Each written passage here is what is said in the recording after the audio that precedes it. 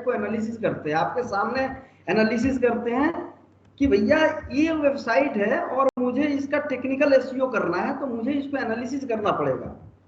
कोई भी काम स्टार्ट करने से पहले उसको आपको ऑडिट करना पड़ेगा। क्या करना पड़ेगा? ऑडिट करना पड़ेगा। मतलब कहने का मतलब है कि जब तक आप ऑडिट नहीं करिएगा, जब तक आप उसको चेक नहीं करिएगा, तब तक आपको प्रॉब्लम पता नहीं चलेगी।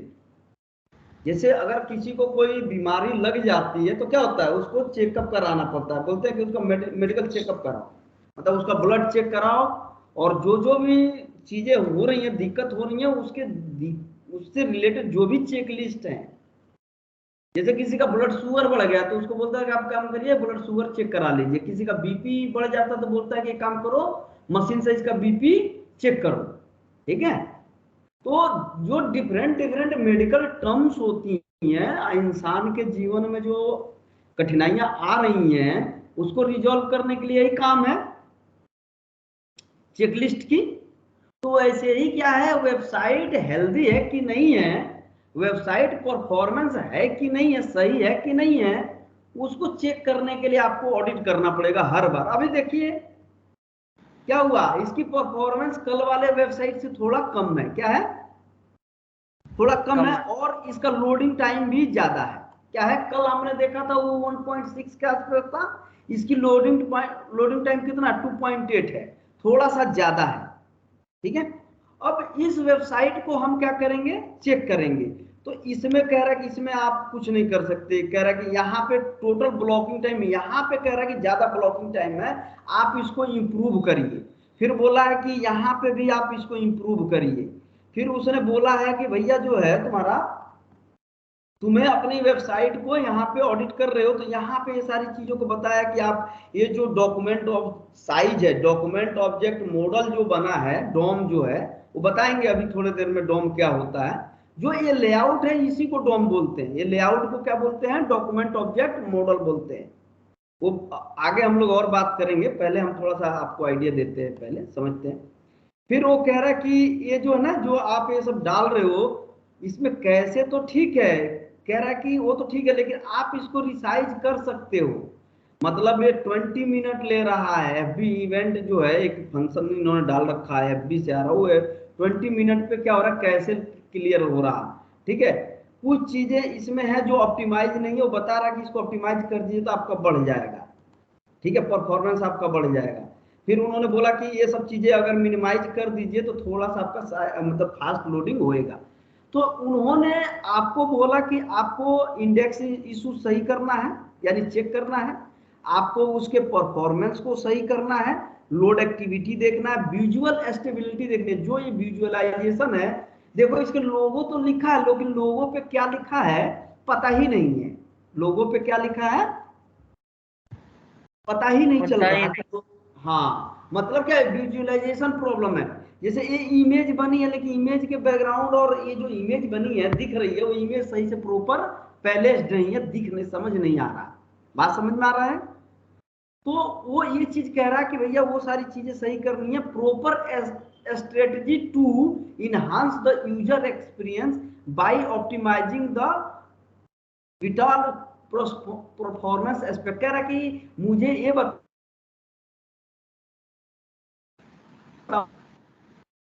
जिससे यूजर एक्सपीरियंस अच्छा हो जाए। मतलब यूजर एक्सपीरियंस का मतलब क्या है कि जब कोई बंदा इस वेबसाइट पे आता है तो उसका वो रेस्पॉन्सिव होना चाहिए, लोडिंग टाइम अच्छा होना चाहिए, इसका मतलब यही है। तो वो चीज यहाँ पे आपको लिख के मिलेगा। फिर कह रहा है कि कीवर्ड की प्लानिंग करो, माने जो वेबसाइट रैंक करानी है, किस रैंक पे, जैसे कोई कीवर्ड से इस वेबसाइट में बहुत सारे कीवर्ड है, उस कीवर्ड के अगेंस्ट में अगर इस वेबसाइट को रैंकिंग करानी है तो क्या क्या करना पड़ेगा, वही कह रहा है कि कीवर्ड की प्लानिंग करके आप बताइए।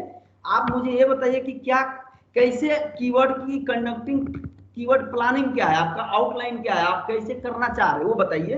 आप मेथड बताइए कि कैसे आप सेलेक्ट कर रहे हो किसी कीवर्ड को, किसी इंडस्ट्री के एस्पेक्ट में, किसी प्रोडक्ट के एस्पेक्ट में, किसी सर्विस के एंगेस्ट में। ठीक है, मतलब कहने का मतलब हुआ कि कीवर्ड की जो प्लानिंग करनी है इसके पे देखोगे तो क्या है, हेल्थ है, माइंडफुल है, लाइफ स्टाइल है, ट्रेवल है, इंटरटेनमेंट है, स्पोर्ट्स है, बहुत सारे कैटेगरी है। क्या है, बहुत सारी कैटेगरी है। तो वही चीज वो कह रहा है कि भैया मुझे इसका वो बताओ।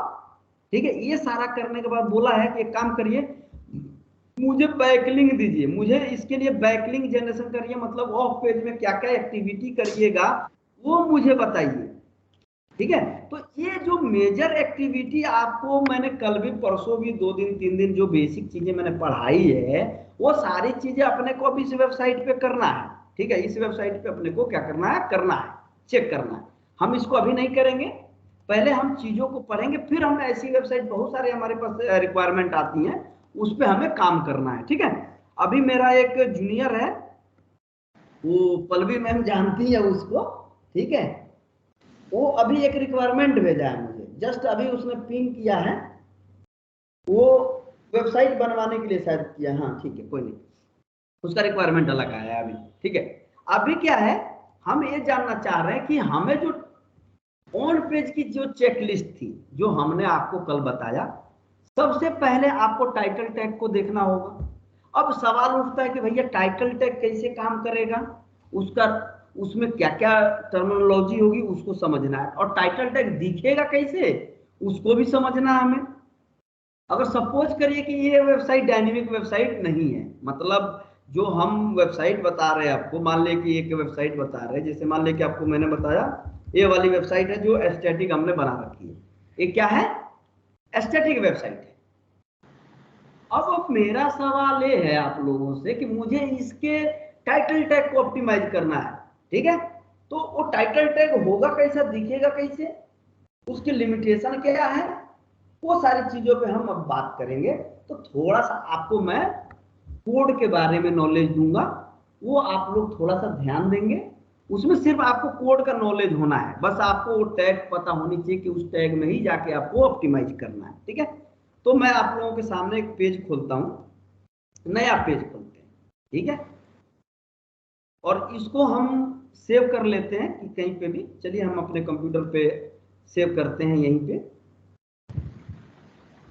मैंने क्या करा, DM40 के नाम से सेव कर दिया। ठीक है, और इस फोल्डर का नाम दे दिया, और इस पेज को मैंने index.html से सेव कर दिया। ठीक है, अब देखिए इतना समझ में आ गया। आइए थोड़ा मैं आप लोगों को थोड़ा सा कोड के बारे में हल्का सा नॉलेज दे रहा हूं, ज्यादा नहीं, क्योंकि आप लोगों को डेवलपर नहीं बनना तो, लेकिन थोड़ा सा आप लोगों को पता होना चाहिए कि हम करने क्या वाले हैं। ठीक है, आइए हम क्या कर रहे हैं, उस पेज को पहले ओपन करेंगे।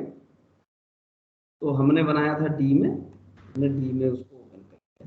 ठीक है, और फोल्डर को सिलेक्ट कर, देखिए हमारे पास एक पेज बना है index.html। ठीक है, इंडेक्स जहां पे भी अगर आपको index.html दिख जाए, समझ लिए कि ये जो वेबसाइट है ये आपकी HTML में बनी है। देखिए तो क्या होता है कि HTML में HTML टैग होना मस्ट है। ठीक है, इसको बोलते हैं ओपनिंग टैग, और नीचे वाले को बोलते हैं क्लोजिंग टैग। क्या बोलते हैं इसको, क्या बोलते हैं, ओपनिंग टैग, और इसको क्या बोलते हैं, क्लोजिंग टैग। देखिए आपको, आपसे कोई जब आप इंटरव्यू देने जाएंगे तो आपसे नहीं पूछेगा कि आपको HTML आती है कि नहीं आती है, आपको CSS आती है कि नहीं आती है, आपको JS आती है कि नहीं आती है, ये बात कोई नहीं पूछेगा। बात समझ में आ रही है, आपसे कोई भी ये नहीं पूछेगा कि आपको HTML आता है कि नहीं आता है, आपसे कोई नहीं पूछेगा कि आपको CSS आता है कि नहीं आता है, JS आता है कि नहीं आता है, आपसे ये पूछेगा वो कि आपको टैग के बारे में क्या पता है। ठीक है, तो देखिए HTML का मतलब होता है हाइपरटेक्स्ट मार्कअप लैंग्वेज। ठीक है, क्या होता है, हाइपरटेक्स्ट मार्कअप लैंग्वेज। मैं यहाँ पे लिखते जाता हूँ जिससे आप लोगों को थोड़ा सा आइडिया लग जाएगा। HTML को हम लोग बोलते हैं, सुनना है, कुछ करना नहीं है, इस पे कुछ करना नहीं, हाइपरटेक्स्ट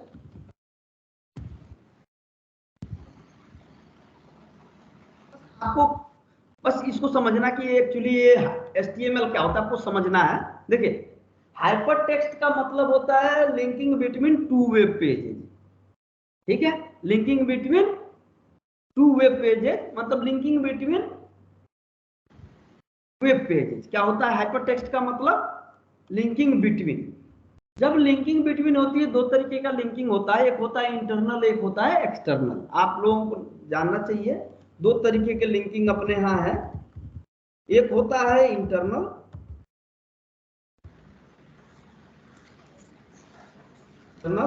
और दूसरा होता है एक्सटर्नल, ठीक है। दूसरा हम लिख रहे हैं, उसको बोलते हैं एक्सटर्नल, ठीक है।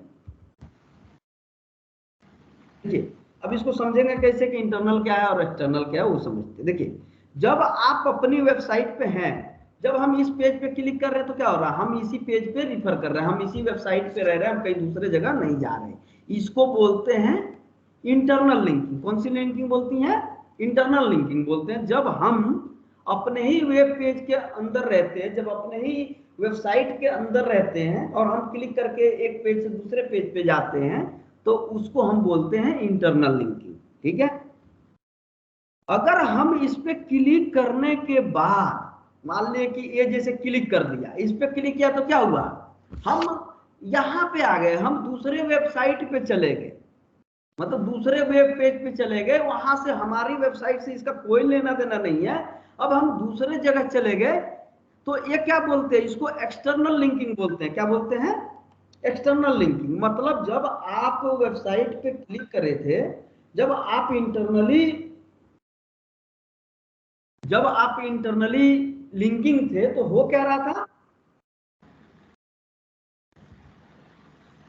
वो कह रहा था कि आप जब कर रहे थे तो इंटरनल में क्या हो रहा था कि आप इसी वेब पेज के अंदर घूम रहे थे। मान लो कॉन्टेक्ट पे क्लिक कर रहा था, इसी वेबसाइट पे है, यहाँ पे किया, अबाउट अस पे किया तो यहीं पे थे, होम पे किया तो यहीं पे थे। लेकिन जब हमने व्हाट्सएप आइकन पे क्लिक करा, चूंकि या फेसबुक पे भी क्लिक करेंगे, मुझे थर्ड पेज पे लेके जा रहा, मतलब ये फेसबुक पेज इसका ओपन कर रहा, क्या कर रहा, FB पेज इसका ओपन कर रहा। तो हम अपनी वेबसाइट से जब इस पे आ गए, तो अब इस वेबसाइट से इसका कोई लेना देना भी नहीं है। लेकिन जब कभी भी आप इसका गूगल एनालिटिक टूल से देखेंगे, तो जब कभी भी रिफर करेगा तो बोलेगा कि एक आदमी ने ना इस पे क्लिक करके तुम्हारे वेब पेज से फेसबुक पे आया था। बात समझ में आ रही है? या कोई मान लीजिए जैसे हमने इसका एसएमओ कर रखे हैं, अगर हमें इस पे क्लिक करके कहीं जाना है, हम जाते हैं तो बोलता है कि आपने वहां से, अगर मान ले कि मैंने यहां से क्लिक करके चला गया एक दिन, तो वो मेरे को बोलेगा कि कोई आदमी जो है क्लिक करके इस वेब पेज पे आया था। ये बनेगी, ये उसकी एक आईडी बनेगी जो बताएगा कि यहाँ पे आपको आए। ये आपको दिखेगा थोड़े दिन में, सारी चीजें लाइव दिखेंगी, पहले इतना समझते हैं। अब देखिए, इसको हाइपरटेक्स्ट समझ गए कि हाइपरटेक्स्ट क्या हो गया। हाइपरटेक्स्ट का मतलब होता है linking between two web pages, ठीक है।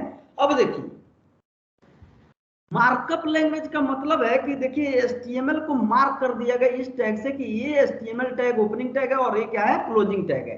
ये क्या है, मार्क कर दिया गया है। क्या मार्क किया गया है? मार्क। हाँ, मार्क कैसे किया गया है कि HTML टैग से मार्क किया गया है कि ये इसका ओपनिंग टैग है और ये इसका क्लोजिंग। क्लोजिंग टैग, ठीक है। और ये भी मार्क किया गया कि हेड टैग यूज होगा, तो हेड टैग को भी मार्क कर गया कि हेड अगर लिखा है उसका मतलब ही है कि वो हेडर की बात कर रहा, जो इंफॉर्मेशन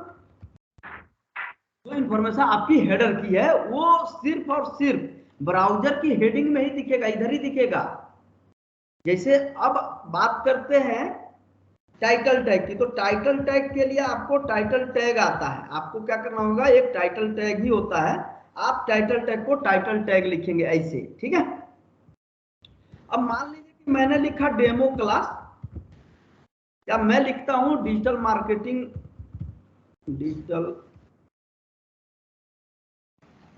क्लास, ठीक है, मैं ऐसा लिखता हूं, ठीक है। ये मेरा एक बना, एक टाइटल हो गया। अब क्या है कि मैं इस वेब पेज को देखना चाह रहा हूं कि भैया ये दिख कैसे रहा, तो मैंने इसको ओपन कर दिया। देखिए ध्यान से, देखिए अभी कहां पे दिख रहा आप लोगों को कुछ? हाँ जी, टाइटल दिख रहा, टाइटल दिख रहा। ये टाइटल यहाँ नहीं दिखेगा। ये जो टाइटल है वो वेब ब्राउजर में हेडिंग में उसके वेब एड्रेस बार में दिखेगा, ना कि यहाँ दिखेगा। ये ध्यान रखिएगा। ये इसका क्या है? ये इसका बॉडी पार्ट है। क्या है? बॉडी। ये इसका बॉडी पार्ट है। ये इंफॉर्मेशन तभी दिखेगी यहाँ पे। ये इंफॉर्मेशन अभी नहीं दिख रहा, इसलिए कि हमने कुछ बॉडी पार्ट पे कुछ लिखा ही नहीं है। क्या नहीं करा है? तो कुछ भी नहीं लिखा है बॉडी पार्ट में। बॉडी पार्ट में हमने कुछ नहीं लिखा, इसलिए यहाँ नहीं दिख रहा। लेकिन हमने टाइटल बार में जरूर कुछ लिख दिया है, इसलिए वो टाइटल बार में दिख रहा है। और सर्च इंजन जितना भी है, वो जितना भी टाइटल में लिखे रहते हैं हम लोग, जितने भी हेड के अंदर डालते हैं, उसको वो पढ़ता है। बात समझ रही है? जो सर्च इंजन है उसको पढ़ने का तरीका यही है कि वो सबसे पहले टाइटल पर टैग पढ़ेगा। ठीक है? अभी टाइटल टैग समझ में आ गया? जी सर। जब कहीं पे भी टाइटल टैग होगी तो देखो, इसी वेबसाइट का टाइटल टैग देखते हैं। अभी जो आपको ये टाइटल टैग देखते हैं, तो टाइटल टैग देखिए यहाँ पे शुरू हुआ है, दिख रहा है आपको? जी। अब ये टाइटल टैग पे कहानी ये है कि हम इस टाइटल टैग को, ये आप लिखोगे कि वेबसाइट डिजाइनर लिखेगा? ये आपको नहीं लिखना है। आपको ये टाइटल टैग यहाँ पे नहीं लिखना, लेकिन इसके अंदर जो कंटेंट लिखा है ये आपको लिखना है। बात समझ में आ रही है? जैसे एक एसईओ एग्जीक्यूटिव को ये टाइटल टैग ऑप्टिमाइज करना होगा। आपका वेबसाइट डिजाइनर जो डेवलपर है वो ये सब नहीं करता। वो क्या करता है? यहाँ पे लिख देगा होम पेज। क्या लिख देगा? होम पेज लिख देगा। बात समझ में आ रही है? जी सर। अब होम पेज पे जो टाइटल पड़ा है उस पे आपका टारगेट कीवर्ड क्या है? आपने टारगेट कीवर्ड आपको होम पेज पे रखना है। मान ले कि होम पेज पे बोला है आपका क्लाइंट कि हमारा टारगेट कीवर्ड क्या होगा होम पेज के लिए, वो मैं बताता हूँ। टारगेट कीवर्ड है website design company. Website design company, ठीक है? या डिजिटल मार्केटिंग कंपनी। क्या है? डिजिटल मार्केटिंग एजेंसी मान लीजिए लिखा है। या उसको टारगेट करना है वेब एजेंसी। क्या करना है? Web agency. क्या करना है? Web agency. ठीक है? अब देखिए, तो उसने क्या लिखा है? अभी होम पेज लिखा है।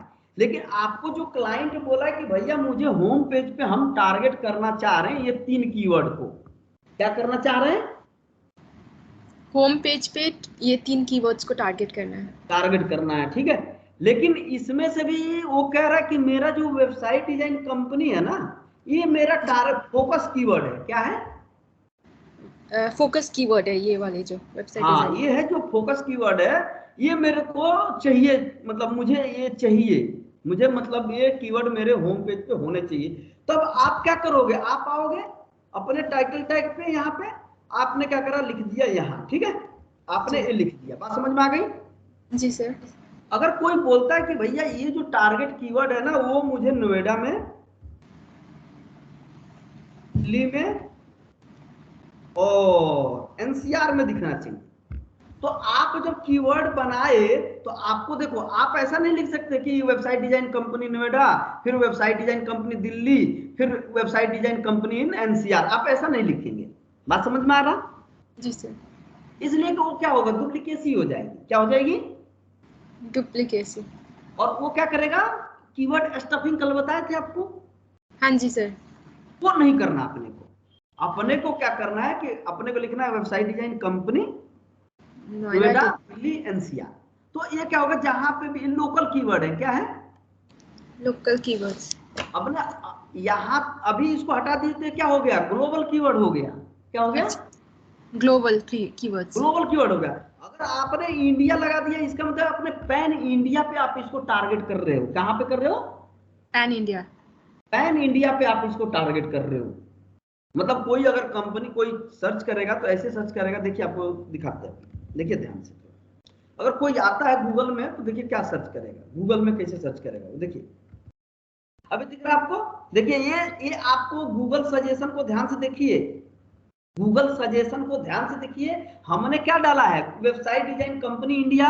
वो मुझे सजेशन में दे रहा है website design form in India, website design Indian companies, website affordable web design company India, web design company in India list, web design company Delhi India, outsourcing web design company India, web design company in Hyderabad India, web design company in north India. अब देखो जो आपको ये दिखा, ये sorry एक second, फिर से मैं बैक जा, फिर से इसको करते हैं, ठीक है। एक बार फिर से इसको मैं डालता हूं जिससे आपको फिर से ये दिखे। एक बार गूगल खोलो, मेरे को रिकॉर्ड तो हो ही गया होगा उधर आप लोगों की तरफ में, वो तो रिकॉर्डिंग में आ जाएगा बाद में, कोई दिक्कत।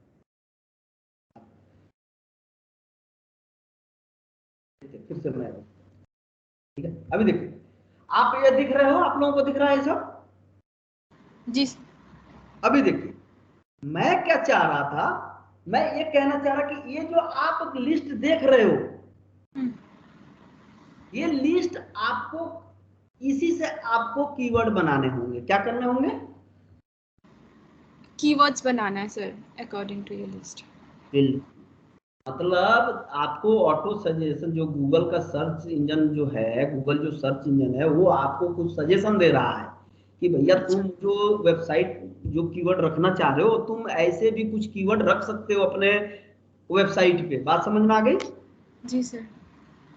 मतलब कहीं ना कहीं ये बताने की कोशिश कर रहा, आपको हिंट दे रहा कि आप कीवर्ड को कैसे बना सकते हो। बात समझ रही है? जी सर। मतलब कीवर्ड बनाना भी एक टेक्निक है, क्योंकि आपको थोड़ा ना पता है कि जो यूजर है वो कैसे सर्च कर रहा है। यूजर हो सकता है कि website design company India search कर रहा हो, यूजर हो सकता है web design company India search कर रहा हो, यूजर जो है website design firm India search कर रहा हो। बात समझ रही हैं? जी सर। कोई भी web outsourcing web design company India search कर रहा हो, तो आपको ये देखना होगा कि सबसे ज्यादा सर्चिंग किसकी है। तो आप क्या करेंगे, इधर आएंगे गूगल ट्रेंड में। कहां आएंगे? गूगल ट्रेंड्स पे, ठीक है। अभी जब कीवर्ड प्लानर आपको दिखाएंगे, जब कीवर्ड प्लानर पे जाएंगे तो आपको दिखाएंगे, वहां भी ये सब मिल जाएगी। लेकिन पहले हम यहां से देखते हैं। देखिए यहां ध्यान से, ये देखिए ये क्या है, पास्ट। ये वन डे में देखो इसकी सबसे कम जो सर्चिंग है वो इतने पे थी, लेकिन 8 तारीख में, ये 7 तारीख का है, ये 8 तारीख का है, आज ही का है, ठीक है। 8 तारीख में सर्चिंग देखो, ध्यान से देखोगे तो रात को भी लोग बाग शांति से नहीं बैठे हैं, देख रहे हो? जी सर। फिर रात में लोग website design company India search कर रहे हैं। देखो कितना बजे, 2:30 बजे रात को। बात समझ में आ रही है आपको? जी सर। मतलब 8 तारीख में रात में जब पूरा इंडिया सो रहा है, तो भी कुछ लोग हैं जो 3 बजे 4 बजे 2 बजे 1 बजे रात में उठ के website design company India search कर रहे हैं। ये वो लोग हैं जो बाहर के जो कस्टमर्स होते हैं, ठीक है, या जो लोग रात को ड्यूटी करते हैं, वो लोग जो सर्च करते हैं, वही उनकी बात है, ठीक है। बिजनेस ओनर 24 घंटा काम करता है, वो कभी भी कोई भी चीज सर्च कर सकता है, ठीक है। बात समझ में आ रही है? जी तो सर। उस समय पीक पे था ये, उस समय क्या था? पीक में था। ये पीक पे था। तो जब उस टाइम कोई किसी ने गूगल ऐड लगाया होगा इधर, अगर इसको कीवर्ड को सर्च किया होगा, तो उस समय उसको क्या हुआ होगा, उसको बहुत सारी कंपनियां मिली होंगी। जी सर। तो अब क्या है कि हमें ये देखना था कि भैया हम इसको रखें या ना रखें। तो आपको क्या करना होगा, आके इधर सर्च करना होगा, बार बार एक एक कीवर्ड को घुमाना होगा, आपको देखना होगा कि कौन से कीवर्ड हमको उधर रखना है। बात समझ में आ रहा? क्लियर बात समझ में आ रही है? सर एक बार रिपीट करेंगे क्या ये वेबसाइट डिजाइन का ये कीवर्ड्स के साथ? ये कीवर्ड्स जो है, जैसे मान लिया कि आपने एक कीवर्ड से आपने यहाँ पे डाल दिया, ठीक है, एक कीवर्ड तो आपने यहाँ पे इंसर्ट कर दिया, ठीक है। लेकिन आपको सजेशन में कीवर्ड्स कितने आ रहे हैं? बहुत सारे आ रहे थे ना अभी। जी सर। जैसे अपने पास कितने कीवर्ड्स आ रहे थे, देखिए ना, अपने पास जो है कीवर्ड्स जो थे, आपको दिखाते हैं फिर से एक बार। सजेशन में इतने सारे थे ना। जी सर। जी सर। आप इतने एक साथ टाइटल में तो नहीं रख सकते ना। यहाँ पे जो टाइटल टैग हमने डाला है, यहाँ पे सब नहीं रख सकते ना। रख सकते हैं। बात समझ में आ रही है? जी सर। तो जब आपका आप इस वेबसाइट पे काम करेंगे तो सबसे पहले टास्क होगा कि आप अपने कंटेंट राइटर को बोलेंगे भैया देखो ये मेरा सजेस्टेड कीवर्ड है। क्या है मेरा सजेस्टेड कीवर्ड्स? ये मेरा सजेस्टेड कीवर्ड है, जो तुम कंटेंट लिखोगे उसमें ये सारी बातें उधर मेंशन होना चाहिए। जी सर। बात क्लियर हुई? हाँ जी सर। मतलब जो उसने कंटेंट आपको देने हैं या जो कंटेंट उसको लिखने हैं आपके लिए, वो आपको इस तरीके का मिलना चाहिए। बात समझ में आ रही है अभी? जी सर। जैसे हमारी वेबसाइट पे, अगर मैं अपनी वेबसाइट की बात करता हूं, मैं अपने वेबसाइट पे चलता हूं, थोड़ा आपको दिखाता हूं, आइए देखते हैं। जैसे मैंने अगर कोई उससे कीवर्ड दिया था, मैंने उसको कीवर्ड पहले से दिया है, उसमें मैंने उसको custom e commerce website design company डाला था।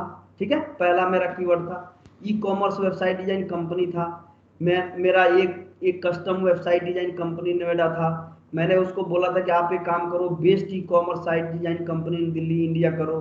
फिर मैंने उसको बोला था कि भैया तुम ये सब कीवर्ड मैंने उसको सजेस्ट किया था, तो उसने मेरे को ये दिया। मान लो कि इस वेबसाइट पे यहाँ पे देखेंगी, अच्छा ये लिंक नहीं मिल रहा, किसी कारण बस हट गया होगा, ठीक है नहीं, ठीक है देखते हैं।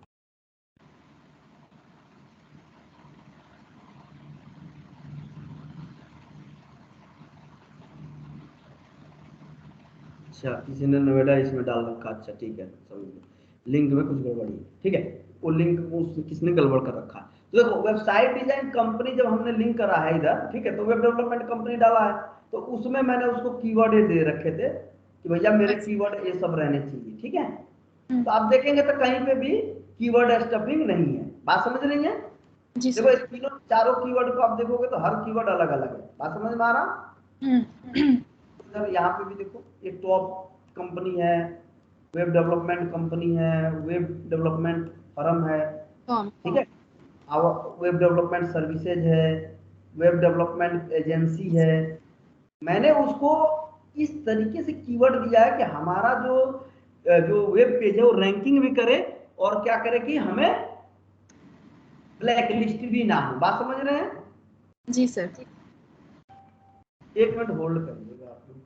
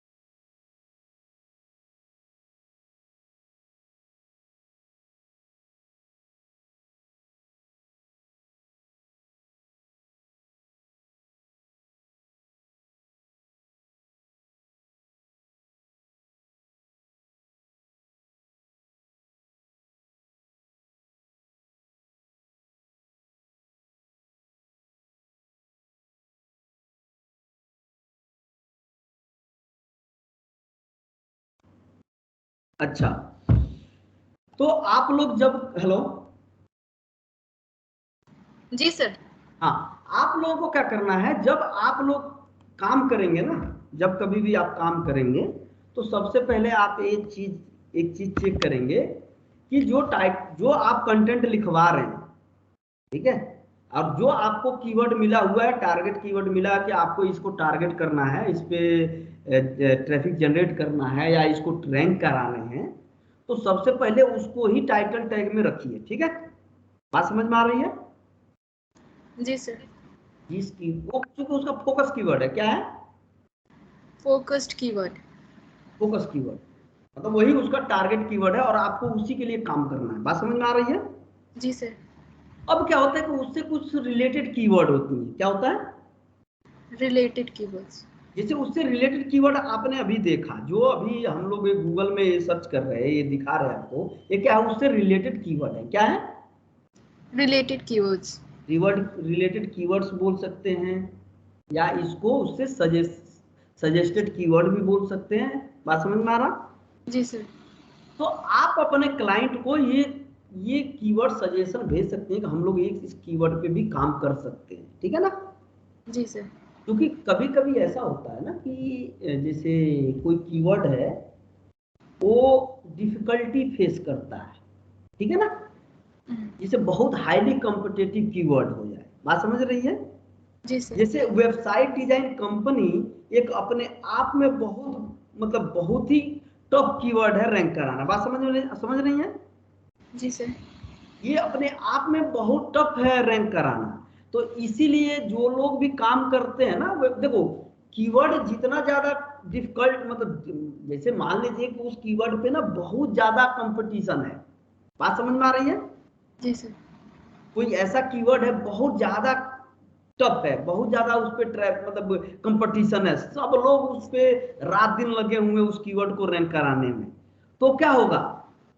उसको रैंक कराना एक चैलेंज होगा। बात समझ में आ रहा? जी सर। तो हम उसको बोलेंगे, देखो भाई, तुम जो कीवर्ड दिए हो वो रैंक कराने में बहुत टाइम लगेगा, ऐसा नहीं बोल सकते कि नहीं करेगा। बात समझ में आ रही है? जी। या हम उसमें कुछ अल्टर करके कीवर्ड को रैंक कराएं, क्योंकि क्या होगा कि तुम जो कीवर्ड हमें दिए हो रैंक कराने के लिए, वो कम से कम 5-6 महीना लग जाएगा रैंक कराने में, और उसको टॉप में लाने के लिए मुझे और भी कुछ रिलेटेड कीवर्ड चाहिए होंगे, जिसपे मैं काम करूंगा या करूंगी, तो वो धीमे धीमे उस कीवर्ड पे भी रैंक आने लगेगा। बात समझ रही है? जी सर। जैसे होता क्या है कि अगर मान लीजिए आपको एक पैराग्राफ लिखना है, क्या करना है?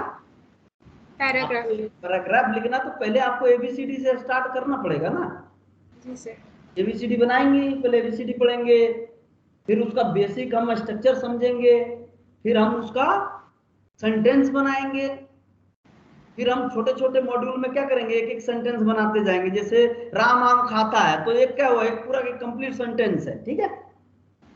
तो अब हमारा जो राम आम खाता है क्या है, कीवर्ड नहीं है, लेकिन हमको क्या करना है, हमको राम आम खाता है प्लस राम जो है कौन सी सर्विस देता है, हमको सर्विसेज जो देता है उसको हमें क्या करना है, टारगेट करनी है।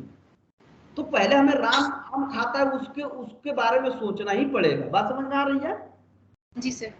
तो कहने का मतलब ये हुआ कि आप कोई भी कीवर्ड रैंक कराइए, सबसे पहले ये चेक करिए कि उसकी डिफिकल्टी कितनी है। बात समझ रही है? अब इसी कीवर्ड की डिफिकल्टी देखो, ये कितना कीवर्ड है, कितना डिफिकल्टी है, अरबों खरबों में इसका रैंक आ रहा है, अरबों खरबों में इसका रिजल्ट आ रहा है, दिख रहा है आपको? जी सर। अब ऐसा नहीं है कि इसने रैंक नहीं करा है, ऐसा नहीं आप बोल सकते। बात समझ में आ रही है? आप ऐसे नहीं बोल सकते कि नहीं ये बहुत ज्यादा कीवर्ड टफ है तो आप रैंक नहीं करा सकते, ऐसा नहीं बोल सकते। बात समझ में आ रहा है कुछ? जी सर। आप रैंक करा सकते हैं, लेकिन उसके लिए आपको चाहिए टाइम। क्या चाहिए?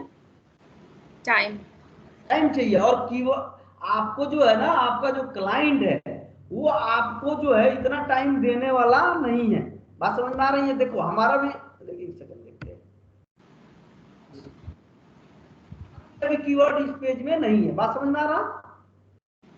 तो जी सर। उसको उसको भी एक चैलेंज है, ऐसा नहीं है 100 का रिजल्ट है, ठीक है 100 का रिजल्ट है। दूसरे पेज पे जाके देख सकते हैं एक बार कि है कि नहीं है। अगर हम उसमें कीवर्ड में रैंक, कीवर्ड में थोड़ा बहुत अगर चेंज करके देखेंगे तो हमारा भी रैंक करता है। तो ये कीवर्ड क्या है, हमारा कीवर्ड जो है, हमने कीवर्ड जो करा रखी है रैंक, वो वेबसाइट डिजाइन कंपनी नोएडा से करा रखी है। बात समझ में आ रहा? जी सर। तो कहने का मतलब है कि देखो, सबसे पहले बहुत सारी चीजें होती हैं, एक चीज को रैंक कराने के लिए बहुत सारा चीज देखना पड़ता है। अभी देख रहे हो ऊपर में कुछ बिजनेस लिस्टिंग आ रही है। जी सर। अभी देखोगे तो यहाँ पे भी बहुत सारी कंपनियां यहाँ पे लिस्ट हैं। क्या है, बहुत सारी कंपनियां यहाँ पे लिस्ट हैं, ठीक है।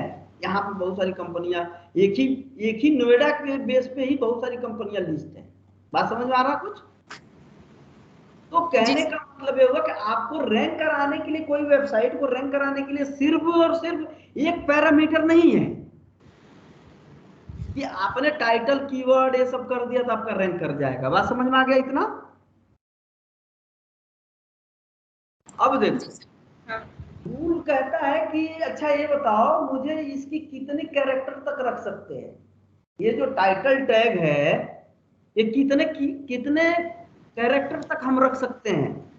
तो सर्च इंजन ये कहता है कि आप इसकी जो लेंथ है, जो ये कैरेक्टर है, ये 60 to 70 कैरेक्टर होना चाहिए। क्या कहता है? कैरेक्टर लिमिट है ना सर, 60 to 70। बिल्कुल, वो इसलिए कहता, सपोज करिए कि वो अगर लिमिट ना रखे, ठीक है, तो लोग कुछ भी लिखेंगे ना जी। तो क्या करता है, सर्च इंजन आपको सजेशन देता है कि आप 60 to 70 कैरेक्टर रखिए। ये हमारा आपको ओपन सजेशन है जी। वो ये नहीं कह रहा कि तुम 170 से ऊपर कर दोगे तो हम तुम्हारे टाइटल टैग को नहीं पढ़ेंगे, ऐसा वो नहीं कह रहा। बात समझ रही है? जी सर। लेकिन वो कहता है कि इतना बड़ा कोई सर्च करेगा नहीं। बात समझे हमारी? हाँ जी सर। मतलब ज्यादा बड़ा कर देने से कोई बड़ा थोड़ा ना सर्च कर देगा। नहीं सर। वो क्या कहता है कि आप देखो, आप एक बात समझो, इतना ध्यान समझ लो कि लॉन्ग टेल जितने भी टाइटल होंगे या लॉन्ग टेल जितने भी कीवर्ड्स होंगे उसको रैंक कराना आसान है। आप इसको रैंक कराना बहुत कठिन काम है। ये वेबसाइट डिजाइन को रैंक कराना बहुत कठिन काम है। बात समझ में आ रही है? जी सर। ये बहुत टफ है और इसकी डिफिकल्टी आपको देखनी है तो आप ऐसे भी देख सकती हैं। जरा यहाँ पे आइए, ये देखिए अभी रिजल्ट कितना आपको दिख रहा, नोएडा पे करे थे तो 4,86,000। 4,86,000, ठीक है। अब देखिए अभी इसको रैंक, अब इसकी कीवर्ड डिफिकल्टी देखिए कितने है भाई साहब, देखो यहाँ पे 1735। मतलब 70 अरब बोलेंगे कि क्या बोलेंगे इसको? नहीं पता। हाँ, जो भी वैल्यू है, ये वैल्यू आपको दिख रही है कितना है, कितना डिफिकल्ट कीवर्ड है, दिख रही है? सर एक सेकंड, ये जो 0.84 सेकंड है इसको हम क्या बोलते हैं? ये सर्चिंग टाइम है, इतने देर में उसने इस सारे रिजल्ट को दिखाया है। अच्छा ठीक है सर। मतलब वो कह रहा है कि 0.84 सेकंड लग गया मुझे इतने रिजल्ट को फेच करने में, इतना रिजल्ट यहाँ पे है। ठीक है सर, ठीक है। अब ये कहाँ से गेट करता है? ये करता है डेटाबेस से। कहाँ से करता है? डेटाबेस। मतलब उसको 0.84 सेकंड लग गया इसको फेच करने में, ठीक है। इतना रिकॉर्ड था इसके अंदर में। अब वो रिकॉर्ड यहाँ पे वो सारा नहीं दिखाएगा, मोस्टली 500 तक 200 तक वो दिखाते हैं, ठीक है। देखिए ठीक है, वो ऐसा नहीं कि जो रिजल्ट आपको यहाँ पे इतना सारा दिखा दिया है वो पूरा आपको पेज खोल के दिखाएगा, नहीं। बात समझ में आ रही है? जो बोला कि मुझे तुमने जो रिक्वेस्ट भेजी थी उस रिक्वेस्ट पे मुझे इतने रिजल्ट मिले हैं और मैं उसमें से इतने रिजल्ट तुमको दे रहा हूं। बात समझ में आ रही है? जी सर। जैसे मैंने आपको बोला था ना कि आपके फोन में मंजीत लाल नाम का अगर 200 बंदे हैं जी, और आपको बोला गया है कि आप डिजिटल मार्केटिंग एग्जीक्यूटिव का नंबर दीजिए, तो आपने वो 200 नंबर है लेकिन आप 200 नहीं भेजोगे, आप क्या करोगे उसमें से 5-10 जो अच्छे होंगे उनको भेज दोगे। जी सर। क्लियर बात समझ में आ रही है? हाँ जी, हाँ जी, अब क्लियर है। अभी क्लियर हो रही है? ये टाइम जो आ रहा है वो डिफिकल्टी है कि हमको 0.84 सेकंड लग गया इतने रिजल्ट को फेच करने में कि भैया इतना सारा रिजल्ट है। जी। मतलब ये जो जितना कम रिजल्ट होगा उसको रैंक कराना बहुत आसान काम है। अच्छा, अब ये समझ, अभी क्लियर हो बात? हाँ जी सर, क्लियर हो रहा है। क्या समझे अभी बताओ आप? सर ये जितना मिनिमम जो अबाउट के बाद में जो नंबर दिया हुआ है, जितना कम होगा तो हमारे लिए इजी रहेगा कि हम कोई भी कीवर्ड्स को रैंक करवाने सकते। तो आप जब कभी भी कोई आपसे बोलेगा कि भैया ये कीवर्ड देख के मुझे बताओ कितना टाइम लगेगा रैंक कराने में, तो सबसे पहले आपको आके उसका कीवर्ड ही चेक करना कि क्या उसका कोई कीवर्ड है जो गूगल में रैंक कर रहा है कि नहीं कर रहा। जी। अगर उसका कीवर्ड ही गूगल में कहीं पे नहीं दिख रहा है, 100 के अंदर नहीं है या 200 के अंदर नहीं है, तो उसको तो रैंक कराने में 6 महीना 5 महीने 4 महीने का टाइम फ्रेम चाहिए। जी सर। क्लियर बात हो रही है आपको समझ में? जी जी सर, क्लैरिटी मिल रहा है। अभी क्लैरिटी मिल रही है कि भैया जितना ज्यादा रिजल्ट ज्यादा है उसमें आपको बहुत मेहनत करने की जरूरत है। तो हम ये कह रहे हैं आपसे कि जब आप इसकी जो लिमिट है, जो टाइटल टैग है आपका, इसकी जो लिमिट है वो 60 to 70 कैरेक्टर होना चाहिए। ये मैं नहीं कह रहा हूं, ये बात कौन कह रहा? सर सर्च मतलब गूगल रेकमेंड कर रहा है। गूगल नहीं कह रहा, ये सर्च इंजन कह रहा है। जितने अलग अलग डिफरेंट सर्च इंजन है, गूगल है, याहू है, बिंग है, ठीक है, ये जितने भी सर्च इंजन है वो सारे सजेशन यही देते हैं कि भैया आप जो टाइटल रख रहे हो 60 to 70 कैरेक्टर रखो। और दूसरी बात, ये यूनिक होना चाहिए। क्या होना चाहिए? यूनिक होना चाहिए। यूनिक होना चाहिए। ऐसा नहीं कि हर पेज पे आपने वेबसाइट डिजाइन करके आपने टाइटल डाल रखा, वो कभी रैंक नहीं करेगा और सर्च इंजन उसको क्या कर देगा? डिस्कार्ड कर देगा। क्या कर देगा? डिस्कार्ड देगा। वो अपने सर्च इंजन में उसको इंडेक्सिंग नहीं करने देगा। क्लियर बात समझ में आ गई? जी सर। अब टाइटल टैग आपको पता चल गया कि आपको टाइटल टैग ऑप्टिमाइज करना है। जी सर। अब दो तरीके से टाइटल टैग आप ऑप्टिमाइज कर सकते हो। पहला कि आपको कहीं पे बैकएंड दिया हो, तो आप बैकएंड में आपको उस दिन करके दिखाया था, बैकएंड में करके दिखाया था ना आपको। जी सर। आप वहां से कर सकते हो। अगर जी वो HTML वेबसाइट है तो आपको यहां से करना। बात समझ में आ रही है? जी सर। क्लियर हो गया बात? जी जी। आगे एक और टैग है, वो टैग मैं यहां से उठा लेता हूं आपको दिखाने के लिए। देखिए टाइटल टैग आपने ऑप्टिमाइज कर लिया, ठीक। जी। अब आपको दो दो टैग और उठाते हैं हम। ये पूरा नहीं उठाते, ऐसे गड़बड़ हो जाएगा। देखिए एक टैग होता है मेटा डिस्क्रिप्शन। यहाँ पे वेब पेज का मतलब सपोज करिए कि एक वेबसाइट है, ये होम पेज है ना इसका, ठीक है। अब इस पे जो ये मेन कीवर्ड है, ठीक है, और ये जो वेब पेजेस पे जो कंटेंट है इसका 160 कैरेक्टर में, 120 to 160 कैरेक्टर में आपको क्या करना है? डिस्क्रिप्शन लिखना है। क्या लिखना है? 162 120 से लेके आप 160 कैरेक्टर, ठीक है, जी कहां पे उसका डिस्क्रिप्शन लिखना है। बात समझ में आ रहा है आपको? जी सर। मतलब कहने का मतलब ये हुआ कि ये डिस्क्रिप्शन कहां पे पढ़ेगा। देखिए यहां ध्यान से, जब कभी भी आप सर्च करिए रुद्रा CPL, ठीक है, रुद्रा CPL या रुद्रा फॉर केयर पर, ये जो दिख रहा है ना आपको, ये जी। ठीक है, या आप ऐसा समझिए कि मैं कीवर्ड देता हूं आपको, वेब डिजाइनर वाली, ठीक है। आप ये देख रही है ना, ये जो दिख रही है यहाँ, ठीक है, यही मेटा डिस्क्रिप्शन से ही उठ के आता है। कहां से आता है? मेटा डिस्क्रिप्शन से। मेटा डिस्क्रिप्शन से ये उठ के आता है। ये बात आप ध्यान रखिए, ठीक है। जी सर। अब ये मेटा डिस्क्रिप्शन से इसलिए वो क्या करता है कि इसी को पढ़ता है। ऐसा नहीं है कि सिर्फ मेटा डिस्क्रिप्शन को ही पढ़ेगा, लेकिन कभी कभी एक क्या करता है, वेब पेज का कंटेंट भी यहाँ पे पढ़ के दिखा देता है। बात समझ में आ रही है? जी सर। हाँ, ये कहना गलत होगा कि सिर्फ यहाँ पे मेटा कंटेंट ही पढ़ेगा, ये बिल्कुल गलत बात है। ठीक है, आपसे कभी इंटरव्यू में पूछा जाएगा, अच्छा ये जो सर्च इंजन जो सर्च करके लाया है, क्या ये सिर्फ मेटा डिस्क्रिप्शन को ही गेट करता है? ठीक है, अभी आप इसको देखिए जरा लिंक को। ठीक है, अभी देखिए इसको हम ओपन करते हैं और आपको व्यू करके दिखाते हैं। देखिए हमने क्या लिखा है, लुकिंग फॉर। ठीक है, क्या लिखा है? Looking to hire web designer for web. ठीक है, और यहाँ पे क्या आ रहा, we have an experience web designer who know the perfect web of web designing business. ठीक है, वो किसको पढ़ लिया है, वो किसको पढ़ा है? देखिए वो इसको पढ़ लिया है।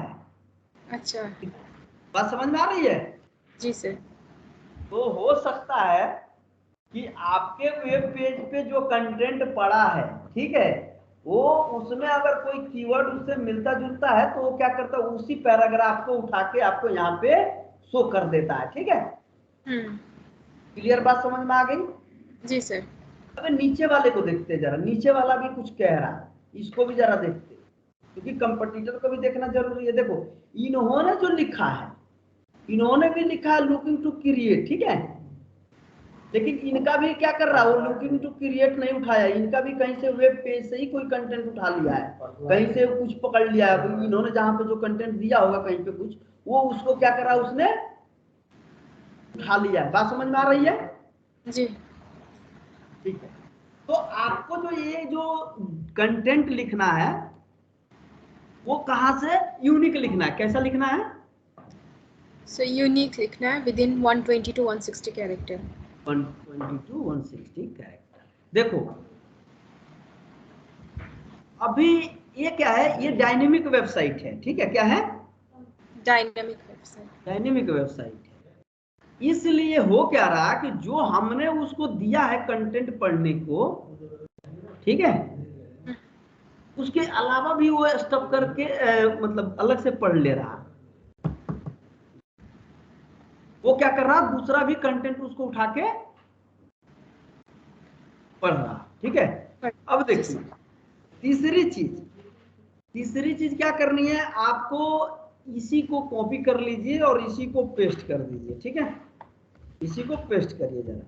अच्छा इधर नहीं दिख रहा होगा तो देखिए यहाँ पे क्या है, इसको डिस्क्रिप्शन को हटा के हम लोग करते हैं कीवर्ड्स। क्या करते हैं? कीवर्ड्स। ठीक है, और यहाँ पे आपको क्या करना है, जितने भी कीवर्ड आपने गूगल में बनाए थे, जैसे मान ले कि इस वेबसाइट पे जो कीवर्ड पड़ी है, जैसे मान ले कि इन्होंने कीवर्ड के नाम पे क्या डाला है, इन्होंने कीवर्ड डाले होंगे कुछ, देखो इधर नहीं डाला है, चलो कोई बात, हमने डाल रखे हैं कि नहीं डाल रखे हैं? डाल रखे हैं। देखो ये कीवर्ड है, तो हमने क्या करा, ये कीवर्ड उठा के हमने यहाँ पे डाल दिया। अब सवाल है कि क्या ये कीवर्ड हम इतने रखेंगे? नहीं, आप इसमें जितना मर्जी हो उतना करो, लेकिन आपको क्या करना है, 8 से 10 ही कीवर्ड आपको रखने हैं। ठीक है, मेन फोकस कीवर्ड आपको यहाँ पे क्या करने हैं, रखने हैं। क्या करने हैं जी? सर रखने 8 से 10 कीवर्ड्स को। हाँ, फोकस मतलब ऐसा नहीं है कि कोई लिमिट है यहाँ पे इस कीवर्ड में कितने रखेंगे, आप जितनी मर्जी हो रखो, लेकिन आपको फोकस कीवर्ड 8 से 10 ही रखो। ठीक है, जी सर। इतना समझ में आ गया? जी सर। डिस्क्रिप्शन समझ गए, टाइटल समझ गए, ये समझ गए? जी सर। अब एक और मेटा ऑथर होता है। क्या होता है? Meta author. उसने किसने इस वेब पेज का कौन वेब ऑथर है, तो उसका जो वेब ऑथर है उसके लिए हम लोग एक ऑथर करके एक देखते हैं।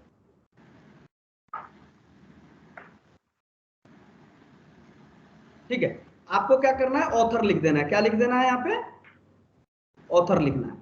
ठीक है, और आपको क्या करना है, यहाँ पे फिर से कंटेंट में उसका नाम बताना है कि किसने इसको पब्लिश किया। मान ले कि इस कंपनी का नाम जो है, इसका ऑथर कौन है, मान लीजिए आरडीएस वेबटेक है, तो यहाँ पे क्या लिखेंगे, आरडीएस वेबटेक लिख देंगे। बात समझ में आ रही है?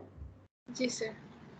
तो आपको क्या करना है, जब कभी भी ऑन पेज करना होगा तो ये 3 चीज आपको करने ही करने हैं। टाइटल टैग को कर लीजिए, मेटा डिस्क्रिप्शन को करिए, कीवर्ड्स को करिए, ऑथर को बताइए, फिर robot.txt जो पेज फाइल कल बताए थे उसको भी आप क्या करिए, इनेबल करिए। देखिए हमने यहाँ पे robot.txt को भी क्या कर रखा है, इनेबल कर रखा है, उसको अलाउ कर रखा है कि आप मेरे चीजों को पढ़ो। बात समझ में आ रहा जी। कि अगर आपके वेबसाइट पे अगर रोबोट्स को अलाउ नहीं किया है, रोबोट्स नहीं है, तो आप क्या करोगे, अपने डिजाइनर को बोलोगे भाई ये वाला कीवर्ड तुम उधर डालो। क्या बोलोगे, ये वाला टैग आप उधर डलवा दोगे, किससे, अपने डिजाइनर से। बात समझ में आ रही है? जी। जो आपका वेब डेवलपर होगा वो क्या करेगा, इसको इंक्लूड करेगा। बात समझ में आ रही है इतना?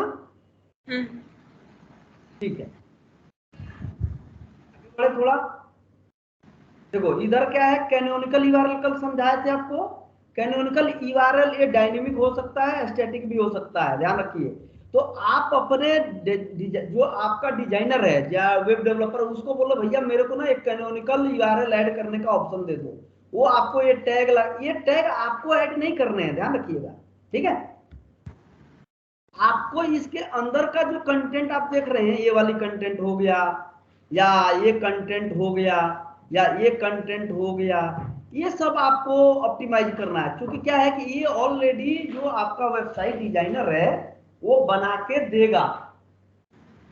क्या करेगा, ऑलरेडी बना के देगा, बस हम लोग को इस चीज का ध्यान रखना है जो बस डिस्क्रिप्शन। अगर आपका काम क्या है, आपको ये सब ऑप्टिमाइज करना है। आपका काम वेबसाइट डिजाइन करना नहीं है। जी सर। तो सबसे पहला टास्क है आपका, वेबसाइट टाइटल को सही करिए, डिस्क्रिप्शन सही करिए, कीवर्ड को सही प्लेस करिए, उसका ऑथर कौन है वो बताइए, robot.txt चेक करिए कि रोबोट उस पर डला है कि नहीं, तो वो बाद में बताएंगे। पहले ये टैग है कि नहीं ये चेक करिए, फिर देखिए कि कोई कैनोनिकल यूआरएल है कि नहीं है, डला है कि नहीं है।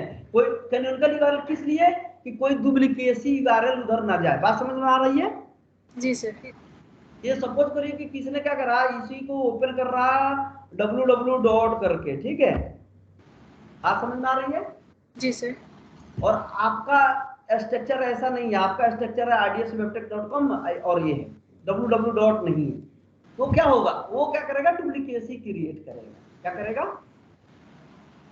डुप्लीकेट क्रिएट करेगा। इससे बचने के लिए आपको ये काम करने की जरूरत, ठीक है जी।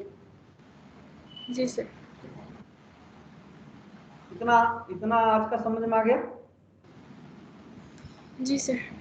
ठीक, हम इतना ही याद रखते हैं। ठीक है। आगे मैं बताता हूँ कि आपको क्या करना है।